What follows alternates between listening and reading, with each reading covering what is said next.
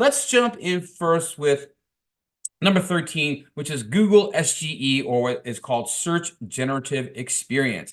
Maybe you've heard this before, maybe you've seen it already, but it is basically a new way to search featuring what's called generative AI.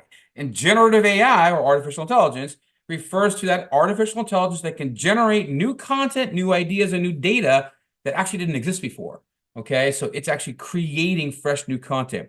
It uses machine learning techniques to understand patterns, features, and relationships within the input of data, and uses that understanding to create new original content. This content can include text, it can include images, music, it can include actual code that might be written in different coding languages, and many other forms of creative outputs. And what happens is the artificial intelligence learns from a huge data set and then applies what it learns to generate new creations that are often indistinguishable from content created by humans. I said often, not always, so keep bear that in mind.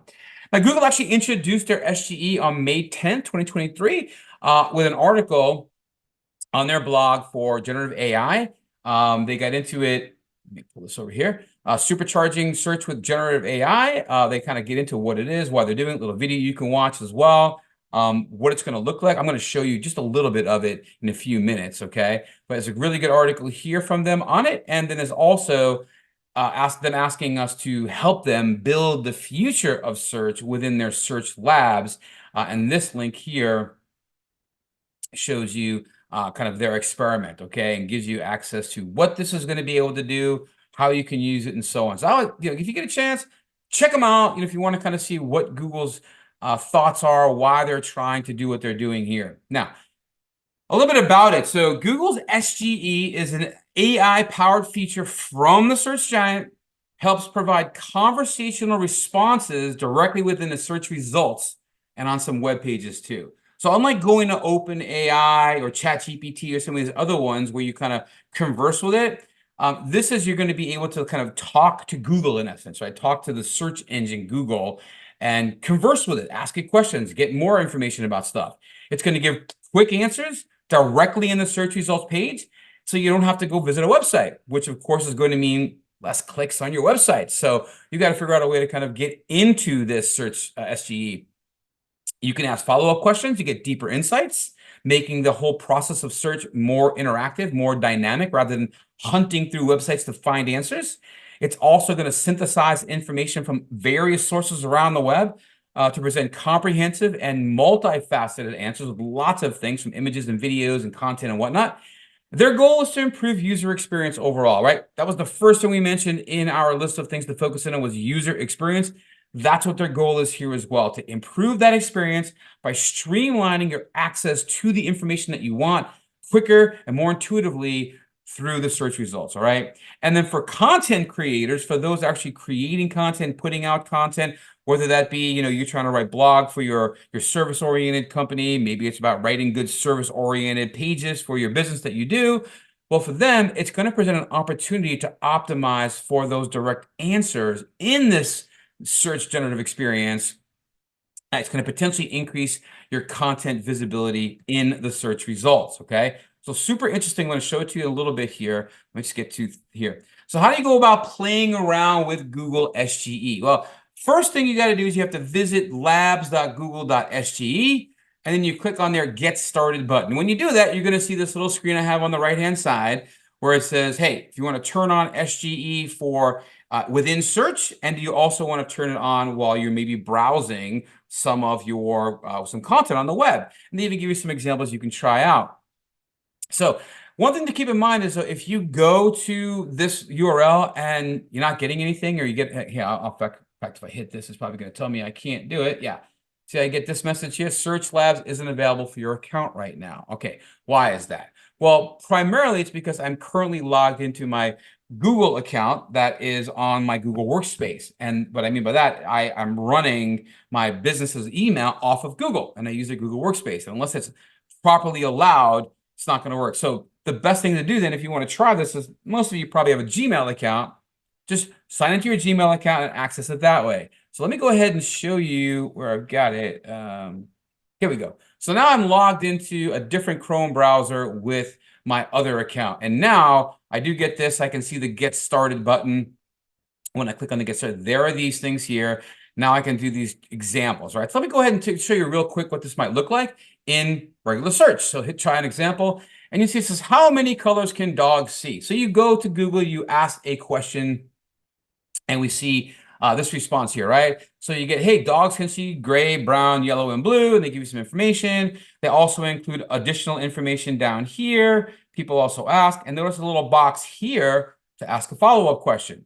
In addition to this, if I hit show more, it gives me a bit more detail, right? Now I've got some links to some other things about vision from across the web in a carousel format, so I can look at other aspects here.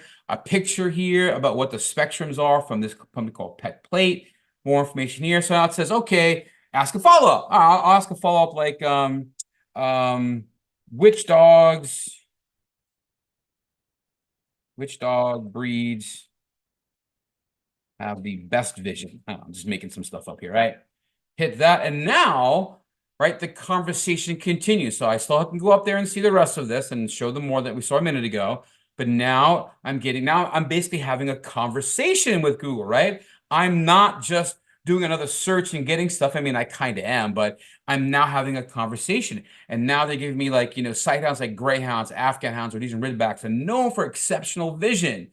More information about that here. They even suggest other questions I might be interested in as well. They continue to do information here. I have some, and people also ask, and then show more, and I can do another follow-up. So very interesting, right? So it's now starting to be a conversation with your search engine, and no more just give me a list of websites and allow me to go ahead and dig into them and find the information I've got there, right? Now, if I try the other one while browsing, this is also kind of cool. I'm going to try an example. I'm going to go to here, Route 66 overview. Okay, so this is on nps.gov. And here's the Route 66 overview. And what you've got to do when you're using Google SGE here is there's a new item in your Chrome extension bar. You hit the little G right there for Google. And what it does now it's kind of looking at the page and summarizing stuff for you, right? So here's like key points from the page. You can generate key ones from AI, or here's things you can explore, like how old is Route 66?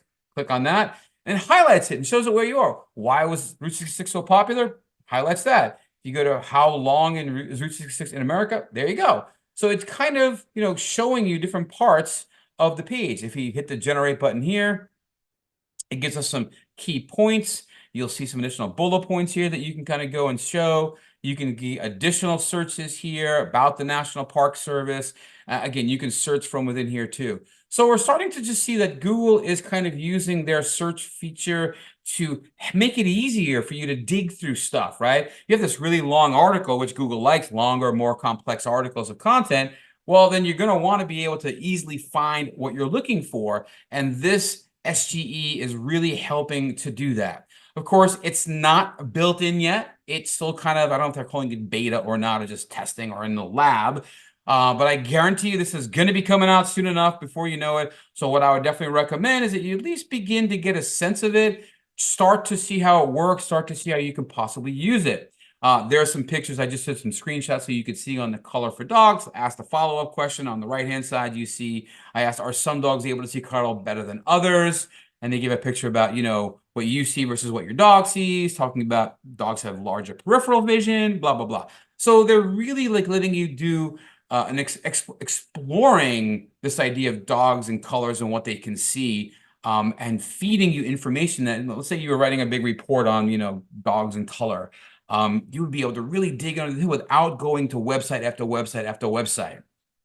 And that's the goal, making the user have an easier time to get what they want, figure out what they want, find the information that is best for them. So knowing this is coming, how do you go and adapt your SEO strategy so it aligns with SGE in the future so that when it's ready to go full scale, you're ready as well? So a couple things one of them is to optimize for featured snippets. And that's like the people also ask and some of that stuff, right? Because SGE often pulls information for its answers from featured snippets, which goes back to structured data, right? Featured snippets are created and made easy to access through structured data. Talked about that last week, super important. And it allows you to ensure that your content is structured in a way that Google can easily use it for that purpose. You also want to make sure you have clear, concise, and authoritative answers to common questions within your content. So FAQs are also going to become more and more valuable as these kind of questions people are also asking. And as we mentioned last week too, structured data can be done for FAQs. Make sure you include those. You want to focus on natural language and intent, right? So it's designed to understand and respond to natural language queries. And we do this all the time. When you ask Siri for a question, hey Siri, where can I find the best place to get a slice of pizza in downtown Tampa Bay, right? It's going to tell you, right? It's going to tell you that stuff. But we're not putting in short queries anymore. We're asking these natural language questions to Google like it's a person that we're trying to have a conversation with. So you want to make sure that your content uses a conversational tone and directly addresses the intent behind queries, right? So it's not about just shoving a keyword phrase onto a page. It's really about making sure that the content that's on your page is directly addressing the intent of why that person searched, the reason they searched. So we'll talk a bit more about intent a little bit later today. Talked about using structured data before. You definitely want to do this if you want to get Google SGE involved with your website. Incorporating that schema markup in your site's HTML helps Google understand the context of your content, making it easier for them to understand it, making them trust you more, making them potentially give you little additional snippets in your search, or put you onto those zero-click searches. And it also makes it easier for SGE to pull accurate information off of your website because you're providing that accurate information in a format that Google helped create with the structured data from Schema. You also want to create comprehensive content. Google loves long-form content. We'll talk more about that today. You want to develop in-depth content, covers a topic thoroughly, right? Top to bottom, the whole who, what, where, when, why, how, and everything else in the middle that you can possibly deliver on a topic can make it very beneficial for your users to get stuff. And now if they have this really long form content, but we have this generative AI that shows, where'd it go? No, not that one.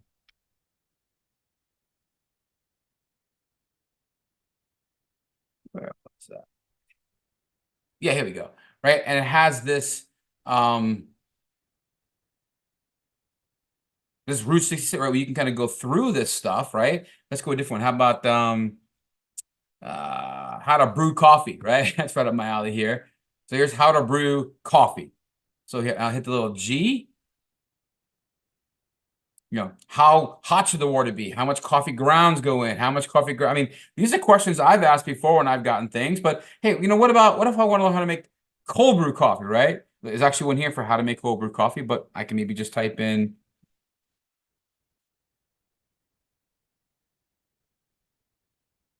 And here's Food Network, click on that. There we go. And here, how is it made? How long should you brew it, right? So they have information from this page. So again, if the reason you can do this stuff is because you're using really good, solid structured data and so on. So comprehensive content is really important. Having a lot of information, covering a topic thoroughly, providing all the information a user might be looking for in a single authoritative source. So if you asked me about something like this like 20 years ago, 15 years ago, even 10 years ago, I might have had to take each of the main topics and put them on their own page and focus on that one topic and be very niche. Now, Google wants you to be comprehensive, give lots of content. You want to monitor search trends as well, right? Stay up to date on the questions and phrases that are trending in your industry and optimize your content to address those queries. If you can go look at some Search Console stuff or go look at other search queries that are out there, other tools that can show you the questions people are asking, like Answer the Public is a good one. If you go there, type in a keyword phrase that you want to be found for, type in a service that you offer. It's going to give you a ton of questions that people are asking. And if you can create content that actually answers those questions, and you're going to have a much better shot at Google picking that up, especially if you're using the structured data on it with Q&As and stuff. You're going to have a much better shot at getting found and grabbing this. Answer complex queries too, right? Complex queries that require detailed answers. Make sure that you have it in there. It's okay to go in depth, right? People can skip over if they don't want to read it. I mean, you've all done this. I know I've done it. You're reading through something and you go, it's a little too much. I don't want to. Let me keep looking. Let me look further down, right? Same thing there. SGEs like you to feature content that provides comprehensive information on these kind of queries because, again, they're trying to give users answers in there and not have it kind of, off the side. You also want to improve, it'll also help you improve your EEAT. You're enhancing your website's experience, expertise, authoritativeness, and trustworthiness, which was, I think, the second thing that we talked about last week. By producing high quality content and getting backlinks from reputable sites in your niche, it will improve your EEAT, give you a better shot at getting found within the search generative experience. Optimizing for voice search, we'll talk more about that today. Is aligned with that whole idea of conversational AI, being able to talk to Google in question format and it responding in question format. So you want to optimize your content for voice search that can help you rank in voice-activated searches, which are becoming increasingly common as we ask our devices questions and they reply to us with answers. Many times those answers are because we've got great content, because we got good structured data going on as well. Keep your content fresh. We'll talk about that as well today. Regularly update it, keep it current, as it can, SGE may wind up prioritizing the most up-to-date information in its responses. Because Google doesn't want to give you information that's 4 years old. Sometimes with things when it comes to Google, hell, things that are 6 months old can be out of date and no good. So they're looking for fresh, updated content that's up to date in order for them to give you the best content possible for you as a user. And then keep an eye on your analytics, understand how your content is performing in SGE, refine your strategy based on those insights. So by aligning these strategies with the potential capabilities of SGE, you can improve the chances of your content getting featured directly within these SGE search results without ever, coming to your website, but getting that information and getting your branding, all that kind of fun stuff. And that's going to lead to increased visibility and potentially higher traffic to your website. So that's one of the big things to be looking at because it's not live yet. So it's better to get in on the ground floor rather than try to play catch up after the fact. Okay. That's why I want to lead with that one.